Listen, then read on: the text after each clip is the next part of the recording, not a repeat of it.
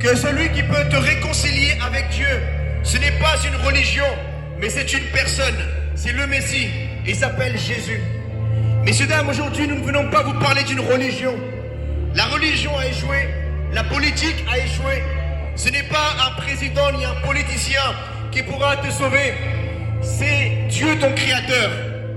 Car il est écrit dans la Bible, il y a un seul Dieu, il y a une seule création, mais il y a un seul médiateur entre Dieu et les hommes. Et il s'appelle Jésus-Christ, Aïssa. Peut-être tu connais Jésus comme un simple prophète. Toute ta vie, on t'a dit, Sidna Aïssa, paix sur lui, c'est un prophète.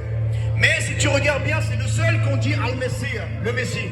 Le Messie, ça a une signification en hébreu et en arabe. Ça veut dire l'élu de Dieu. L'élu de Dieu, celui que Dieu a choisi pour être le deuxième Adam, le deuxième Adam. Car il est écrit dans la parole de Dieu que Adam et Hawa ont péché devant Dieu. Adam et Ève ont commis le haram, le péché.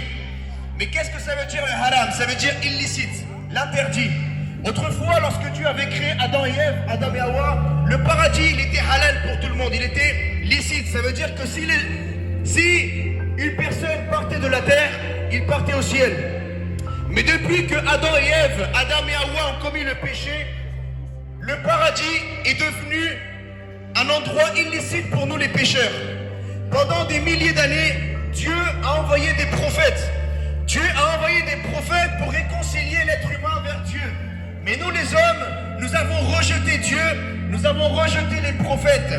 Et un jour, Dieu a décidé d'envoyer le sauveur, celui que Dieu a choisi, qui s'appelle Al-Messie, le Messie, Aïssa, Jésus. Il est né d'un miracle. Il n'est pas né comme tous les prophètes.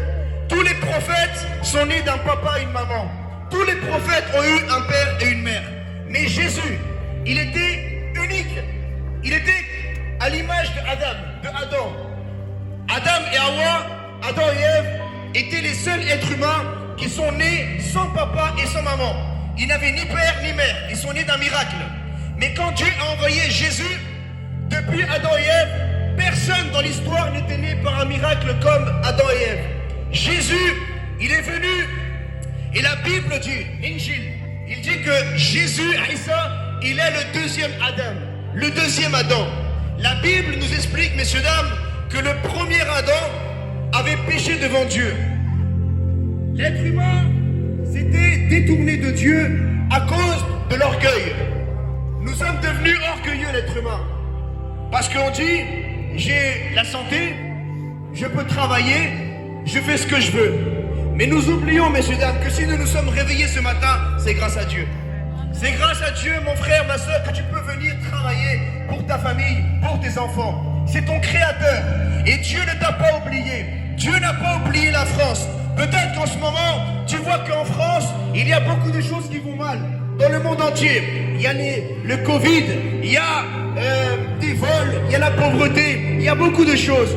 Mais la Bible dit qu'à la fin des temps, Dieu va envoyer Jésus. À la fin des temps, Dieu va envoyer Aïssa. Et ça, tu dois le savoir. Parce qu'il faut te préparer. Dans la vie, il faut toujours se préparer. Quand tu es bébé, tu te prépares à aller à la maternelle. Quand tu es à la maternelle, on te prépare pour aller à l'école élémentaire. Après, on te prépare pour aller au collège, et après au lycée, et après à travailler. Quand tu vas te marier, il faut te préparer pour te marier.